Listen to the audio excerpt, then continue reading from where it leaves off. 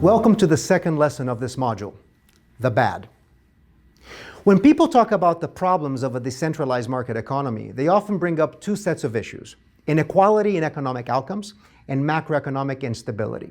The problems of inequality by class, by gender, by race, or by ethnicity, and across countries or regions of the world will be taken up in other lessons in this course. Here, we'll talk about the problems of economic instability, or what is formally called the business cycle.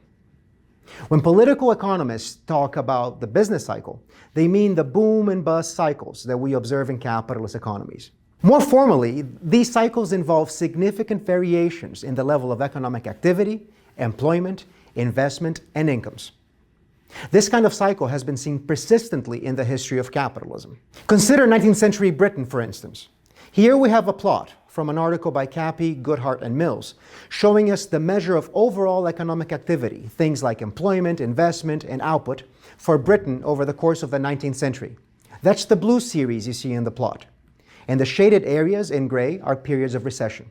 You can see that economic activity oscillates or cycles, and that there were regular, long periods of downturns and unemployment. You see a similar pattern for unemployment in the US economy since 1950, with the important difference that recessions have become significantly shorter. Now, political economists have proposed a number of theories to explain these fluctuations since the mid-19th century. Broadly, there are two types of explanations. There are those that look for factors outside of the functioning of a capitalist economy, and those explanations that look for factors within the functioning of a capitalist economy. The first type of explanations are often called sunspot theories. The idea goes back to the 19th century, when people pointed to the fact that sunspots, which are caused by the cycle of electromagnetic activity in the sun, take place roughly every 11 years. And that seemed to be in sync with the frequency of recessions in Europe at the time. Now, this connection, of course, is entirely spurious, but it's an appealing idea to anybody who believes that the capitalist process does not have any internal tendencies to instability.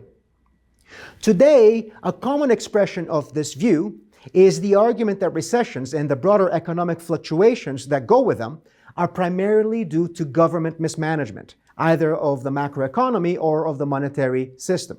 The second type of explanation understands that the business cycle is not an external disturbance of an otherwise well-functioning economy. It's an integral part of that functioning.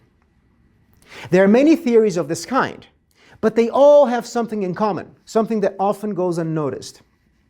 In different ways, all of these explanations rely on the same point, that instability arises from the mismatch between the individual and local nature of economic decisions and the social or systemic nature of their consequences or effects. Three families of explanations of this kind stand out.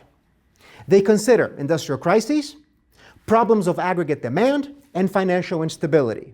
Now, these are not mutually exclusive explanations. In fact, to fully understand many key recessions and crises in history, like, for example, the run-up to the Great Depression or the dot-com boom of the late 1990s, you need to draw on all three of them. We'll learn about the first family of explanations in this video and learn about the other two in the following videos of this lesson. The first family of explanations for business cycles considers them as industrial crises. That's the idea that booms and busts are the result of innovations that boost productivity and profitability in an industry, but disrupt the functioning of the economy's overall production system. Innovations are driven by the pursuit of profits by self-interested individuals, but their effects ripple out across an entire economy. Now, a profitable innovation in an industry can trigger a boom in that industry and in all activities that are related to it. When this happens, resources will shift towards that industry and to the activities related to that industry and away from other industries. The prices that those industries face for their inputs will rise, and that can strain them.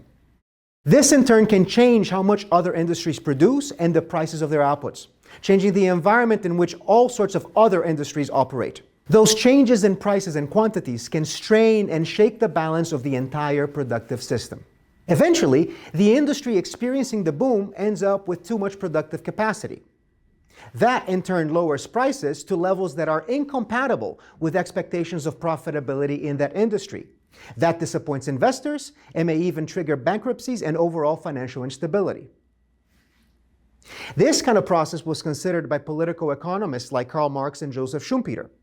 Now, for Marx, industrial booms and busts were an indictment of capitalism as an economic system. Because that system is driven by individual interests, the innovation that Adam Smith promised came wrapped up in a process that regularly throws millions of people into unemployment for long periods of time. For Schumpeter, in contrast, the business cycle was indeed disruptive and costly, but it was a necessary feature of a system capable of generating innovation, disrupting old patterns of production, and creating new ways of organizing the economy. To him, industrial crises were processes of creative destruction.